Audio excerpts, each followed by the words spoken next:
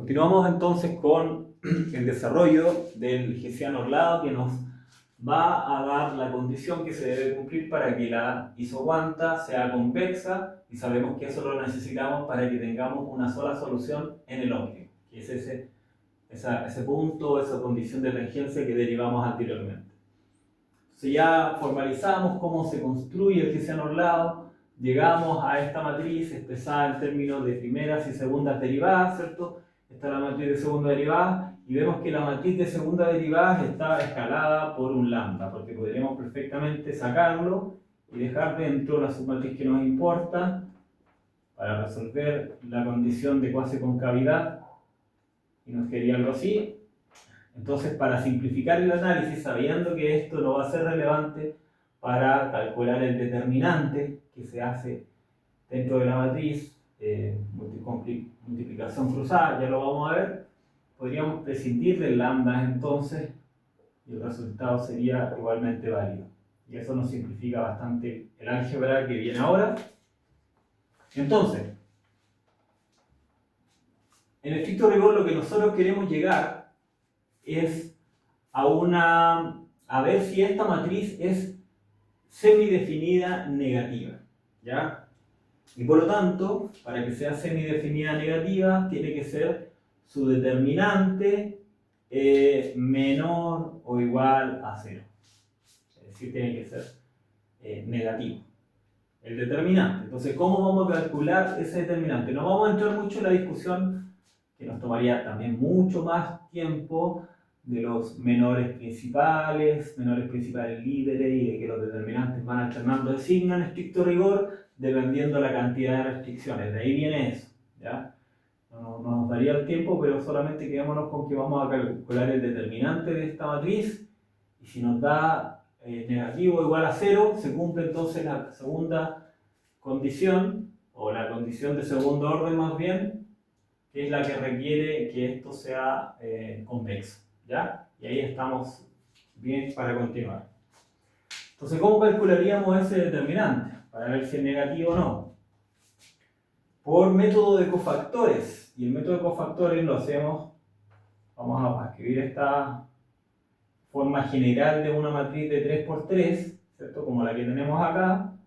Y entonces, de F, de H.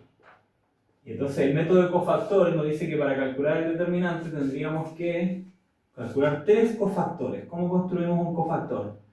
Tomamos el primer elemento de esta columna y lo multiplicamos por el determinante de la submatriz que resulta al eliminar la columna y la fila que involucran a ese elemento. Entonces, el primer término sería A. Bueno, los términos van alternando de signo, eso lo vemos pues. Pero el primer término comienza con A y eso multiplica a un determinante que se construye con una submatriz que resulta de eliminar la primera fila y la primera columna. ¿Por qué las primeras y primeras? Porque A está en esa fila y en esa columna, ¿cierto? Entonces nos queda esta submatriz que sería E por I menos los determinantes por una matriz de 2 por 2 son multiplicar las diagonales y restarlas, ¿cierto? Multiplicas en diagonal y restas por la otra diagonal, por otro producto. Entonces sería HF. Ahí tenemos el primer elemento. El segundo, pasamos a la segunda columna. Ahora alternando signo, B por la submatriz, elimino la columna en la cual está B y la fila en la cual está B. Y me queda este. Y con esa submatriz de 2 por 2 calculo los determinantes. Entonces, D por I menos G por F. G por F. Y solo me queda el último con C, como van alternando de signo, va a ser positivo.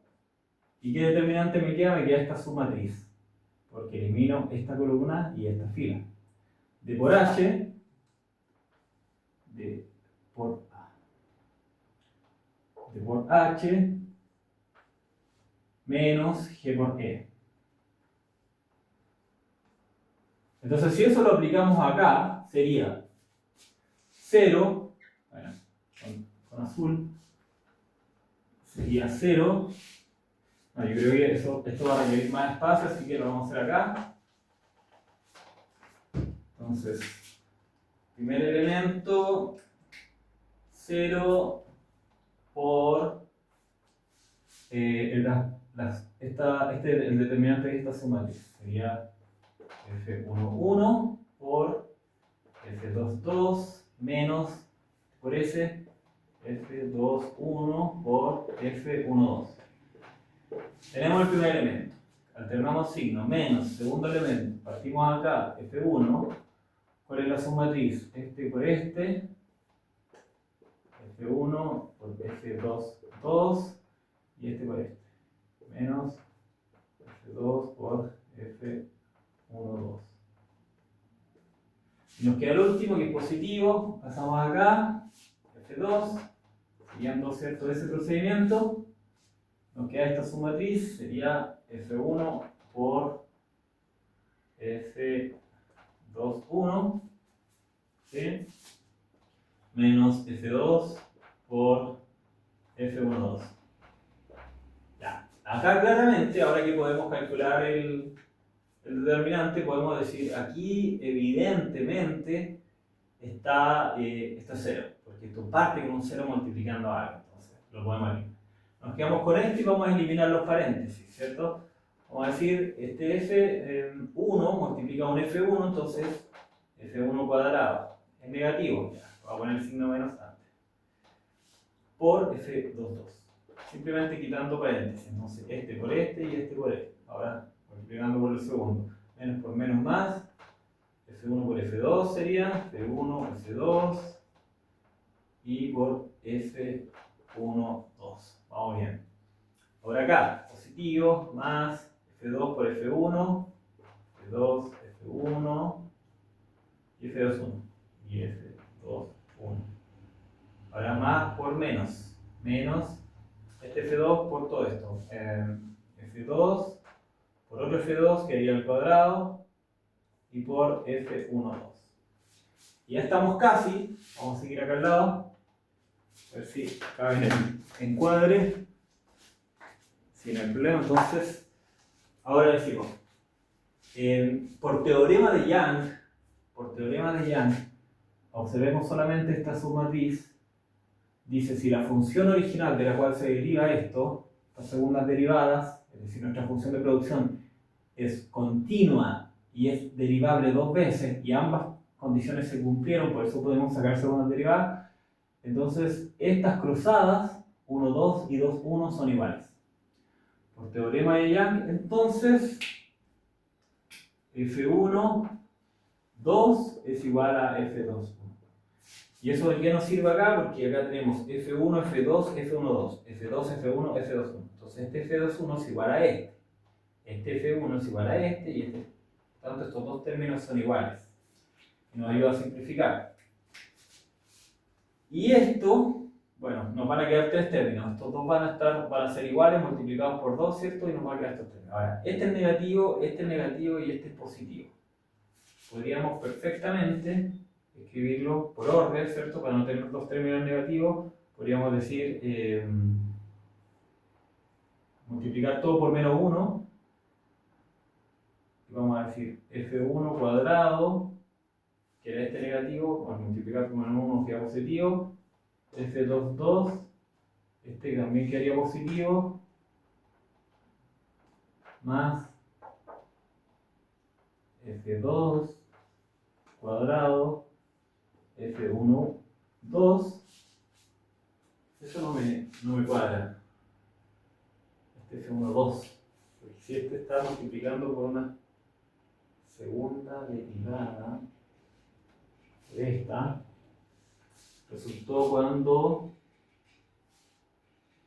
acá F1 hicimos esa cruzada, F2 está bien. Bueno, en fin, porque hay una F2 sería por esta, que es F1, F2, 1, 1, F2 está acá, F1, F2, 1 está bien, y F2, F1, F2, F1, 1, F2, F1, no. Sí, esta es la suma triple de F2, está bien. era 1. Acá era 1 y acá F1 por su submatriz, que es esto está bien, esto está bien, y eso está perfecto. Ya, este error aquí, entonces acá es 1. Sí, eso no me cuadraba que esto estuviera multiplicando una segunda derivada y a una cruzada. Ya, entonces esto es una segunda derivada. 1, 1. Ahí sí. Y ahora nos quedaba este por 2. Menos, porque cambió de signo, 2 por esto. Sería F1, F2 y F1, 2, que es igual a F2, 1. F1, 2. Y esto entonces, lo que tenemos acá, tiene que ser menor o igual a 0. Y ahí sí tenemos entonces una condición de segundo orden, o una una CPS, una condición de segundo orden, que nos va a garantizar, si esto se cumple, ¿cierto? 3 términos, derivadas, bueno, en realidad para que esto sea negativo, esto y esto tienen que ser negativo. O sea, este resultado tiene que ser negativo para que se mantenga el signo de acá y eso sea negativo. La segunda derivada, acá, con la segunda derivada que están acá, tienen que ser negativas, así hacen que todo este producto sea negativo, ¿cierto? Esto tiene que ser negativo, esto igual, y garantiza que al ser todo esto negativo, se conserva el signo, ¿cierto? Y mantenemos por debajo de 0. Y es por eso que después uno finalmente termina observando acá y acá solamente, para garantizar. Ya, entonces tenemos la primera condición de segundo orden por la vía de la minimización de costos, que está acá. También podríamos encontrarla por la vía de la maximización de ganancia. El camino va a ser tan parecido que en realidad no lo vamos a hacer completo, porque no hay restricción, entonces no va a haber orlado. En realidad lo que nos va a quedar es esto. Va a ser solo esta submatriz la que nos va a importar, pero esta va a estar multiplicada por P, porque cuando hagamos la derivada, en realidad cada uno nos va a quedar por P, así como nos quedó con el lambda, por P. Entonces después el P lo vamos a sacar como un escalar, y para ver que sea semidefinida negativa, esto va a tener que ser igual. ¿Sí? Entonces, nuevamente lo que vamos a terminar mirando es que esto y esto sea negativo, y con eso basta, y cumplimos nuestra condición de segundo orden. Probablemente haga un video con mayores aclaraciones para ver desde el origen de dónde empieza esto de la condición de segundo orden, pero para continuar con la revisión del capítulo lo vamos a dejar hasta acá y pasaremos a continuación a revisar el costo marginal.